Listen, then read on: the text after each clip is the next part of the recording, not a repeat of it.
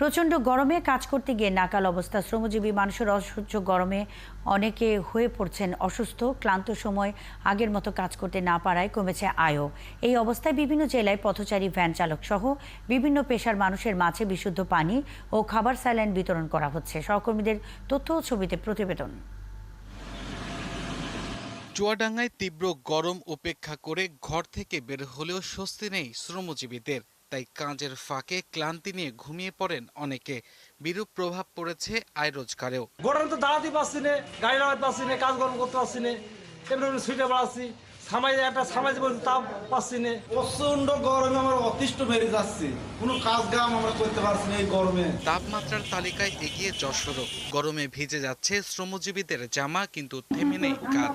শরবত বিতরণ করে তাদের একটু প্রশান্তি দেওয়ার চেষ্টা করছে বিভিন্ন সামাজিক রাজনৈতিক সংগঠন। প্রচন্ড গরম, রাস্তায় টিকা যাচ্ছে না, খুব কষ্ট হচ্ছে। হাঁপ লেগে যাচ্ছে, এই হাঁপেতে এসে আমরা এখানে ঠান্ডায় দিতেছি, একটা ভাড়া মারতে পারতেছি, খুব কষ্ট হয়ে যাচ্ছে। খুলনায় প্রখর রোদে খোলা আকাশের নিচে দুদণ্ড দাঁড়িয়ে থাকাই কঠিন।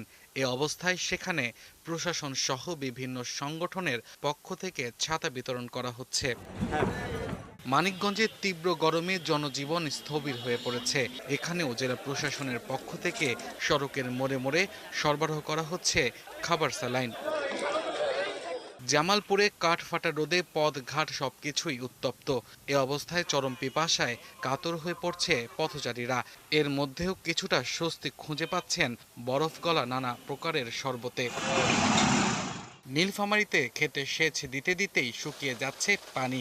যেসব জমিতে এখন ধানের শীষ বের হচ্ছে সেগুলো শুকিয়ে যাচ্ছে, মারা যাচ্ছে পুকুরের মাছও। অতিরিক্ত গরমের কারণে আমার মাছগুলা মারা যাচ্ছে ভাই, পানির সেচ দিয়েও তাল পাচ্ছি না। তীব্র তাপদ্রহে আমাদের জনজীবনে খুব খুবই কষ্ট, আমরা দুর্ভোগ পাচ্ছি।